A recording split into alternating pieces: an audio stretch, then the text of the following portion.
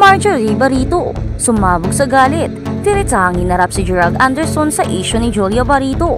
Kung bago ka lang sa channel na ito, huwag kalimutang mag-like, share, comment, and subscribe. Ang isang tagpong bumulabog sa mundo ng showbiz. Personal na hinarap ni Marjorie Barito ang aktor na si Gerald Anderson. Ano ang rason? Isang usaping may kinalaman sa kanyang anak na si Julia Barito at sa mga kontrobersyang bumabalot sa kanilang pamilya. Ayon sa mga ulat, sumabog sa galit si Marjorie na kilalang matapang na ina matapos lumabas ang balitang di umano'y nagdadalang tao si Jana at si Gerald ang itinuturong ama. Lalo pa raw nag-alab ang damdamin ni Marjorie ng kasabay nito ay ang pag-amin ni Gerald na handa na siyang pakasalan si Gigi.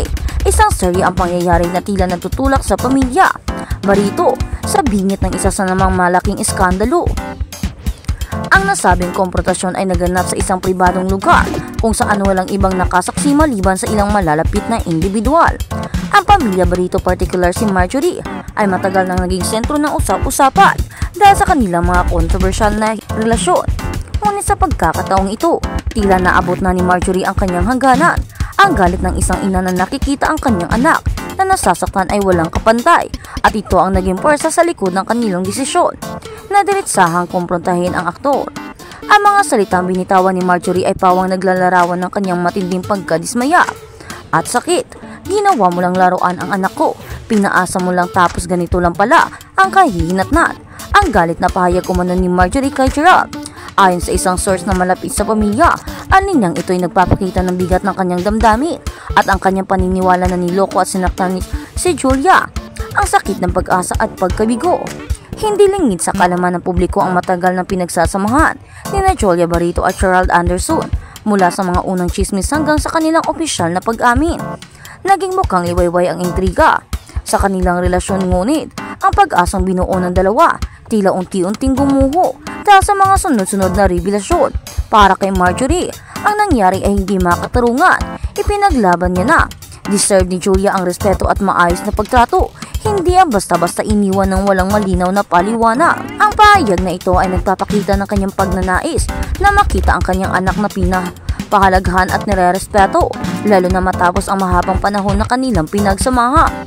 Ang kawalan ng malinaw na paliwanag ay lalong nagpatindi sa sugat ang nararamdaman ng kanyang pamilya. Sa gitna ng galit at emosyon ni Marjorie, nanatiling tahimik si Gerald. Nanahimik lamang si Gerald habang pinagkakaingitan ang saloobin ni Marjorie. Ayon sa source, ngunit hindi rin ito nagtagal at nagawa niya rin ipagtanggol ang kanyang sarili. Hindi ko din ginusto. Wala akong balak na saktan si Julia. Ang naging paliwanag umano ni Gerald. Ang mga salitang ito ay nagpapahiwatig ng kanyang pagtanggi sa mga paratang na sinadya niya ang lahat. Ngunit tila hindi ito sapat para mapakalma ang isang inang tulad ni Marjorie na nagbabala na hindi niya palalagpasin ang ginawa ng aktor sa kanyang anak. Ang sitwasyong ito ay naglalantad ng komplikadong dynamics sa pagitan ng pag-ibig, pamilya at responsibilidad, kung saan ang bawat panig ay may kanya-kanyang paniniwalaan o pinaniniwalaan at ipinaglalaban. Ang tahimik ni Julia at ang ingay ng social media.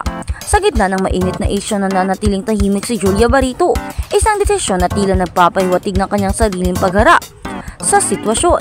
Habang ang kanyang ina ay buong tapang na ipinaglalaban, siya, pinili ni Julia na manahimik marahil upang bigyan ng puwang ang kanyang sarili na magproseso ng mga pangyayari. Ngunit ang kanyang pagtahimik ay hindi nakangahulugang walang reaksyon sa publiko. Mabilis na kumalat ang balita sa social media at muling naging sentro ng diskusyon ang naging papel ni Gerald Anderson sa mga nagdaang relasyon. Ilang netizens ang nagpahayag ng suporta kay Julia at sa kanyang inang si Marjorie. Kinundi na ang umano'y pagtrato ni Gerald. Nakita nila si Marjorie bilang isang ulirang ina na handang gawin ang lahat para sa kapakanan ng kanyang anak. Hindi ako nananahimik kapag alam kong may mali. Anak ko ang nasasaktan at bilang ina, obligasyon kong ipaglaban siya. Ang naging pahayag umano ni Marjorie na nagpapatunay ng kanyang walang pag-aalinlangang pagmamahal. Ngunit mayroon din namang nananawagan ng respeto sa magkabilang panig. Hinihiling na hintayin ang buong katotohanan bago humusga. Mahalaga ring isaalang-alang ang panig ni Gerald at ang kanyang paliwanag sa nangyari. Ang isyo ay umano'y pagbubuntis ni Jana at ang plano ni Gerald na magpakasal kay Gigi ay lalong nagpapakomplikado sa sitwasyon. Ito ay nagdaragdag ng bagong dimension sa kontrobersya na nagtulak sa publiko na pagdudahan ang katapatan at intensyon ng aktor. Ang mga pangalan ni Gigi at Jana ay mabilis na naging bahagi ng usap-usapan na nagpapakita kung paano konektado ang mga buhay ng mga personalidad sa showbiz. Ang mga fans, mga kritiko at maging ang mga simpleng taga-subaybay na mga balitang showbiz ay naghihintay ng posibleng sagot mula kay Julia o kung pipiliin niyang manahimik-tahimik sa gitna ng matinding emosyon at pag-ikot ng issue. Isang matapang na ina ang kasaysayan ni Marjorie sa paglaban para kay Julia.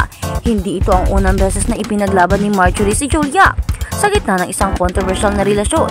Kilala si Marjorie bilang isang inang matapang at handang harapin kahit sino para sa kapakanan ng kanyang anak. Sa bawat hamon na kinakaharap ni Julia sa kanyang mga relasyon, si Marjorie ang naging sandigan at boses niya. Ang kanyang pagiging vocal at ang kanyang pagtatanggol ay nagpapakita ng kanyang walang hanggang pagmamahal at dedikasyon bilang isang ina. Ang pagkakaisa ng pamilya Barito ay isa pang aspeto na lumitaw sa gitna ng kontrobersyang ito. Sinabi rin na ilang miyembro ng pamilya Barito ang nasa panig ni Marjorie at hindi rin ikinatuwa ang mga naging aksyon ni Gerald. Ayon sa parehong ulat, ito ay nagpapakita na hindi lamang si Marjorie ang nag-iisang lumalaban para kay Julia. Ang buong pamilya ay tila nagkakaisa sa pagsuporta sa kanya na nagbibigay ng dagdag na bigat sa kanilang mga pahayag laban kay Gerald. Ang lakas ng pamilya Barito sa kabila ng kanilang sariling mga international na issue ay lumalabas sa tuwing may kailangang ipaglaban. Ang isa sa kanila, ang patuloy na pag-iinit ng social media at mga paghihintay ng katotohanan. Patuloy na nag-init ang social media sa magkahalong reaksyon ng publiko habang marami ang pumapanig kina Marjorie at Julia. May ilan ding nagsasabing dapat bigyan ng pagkakataon si Gerald na ipaliwanag ang kanyang panig ng buo. Ang mga fans din na nagsusulong ng katahimikan at respeto sa parehong kampo lalo na't sangkot na rin ang pangalan ni Gigi at ang isya'y pagbubuntis nito. Hindi pa malinaw kung magkakaroon pa ng kasunod na pag-uusap sina Gerald at pamilya Barito, ngunit tila lalong uminit ang tensyon sa pagitan ng mga kampo. Habang naghihintay ang publiko sa posibleng sagot ni Julia, maraming taga-subaybay ang umaasang magkakaroon ng linaw at katahimikan ang lahat sa kabila ng mga emosyonal na pangyayari. Ang sitwasyong ito ay isang paalala na ang buhay sa showbiz ay puno ng mga intriga, drama at mga personal na laban na hindi lamang nakakaapekto sa mga personalidad na kasangkot, kundi pati na rin sa kanilang mga pamilya at sa publiko na sumusubaybay. Ang paghahanap ng katotohanan at ang pagbibigay ng katarungan ay nananatiling sentro ng diskusyon at tanging panahon lamang ang makapagsasabi kung paano magwawakas ang isa na namang kabanata sa buhay ng mga Barito at ni Gerald Anderson.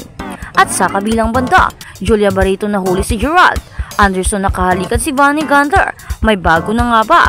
Isang matinding balita ang yumanig sa mundo ng showbiz. Ngayong linggo nahuli umano ni Julia Barito ang kanyang longtime boyfriend na si Gerald Anderson.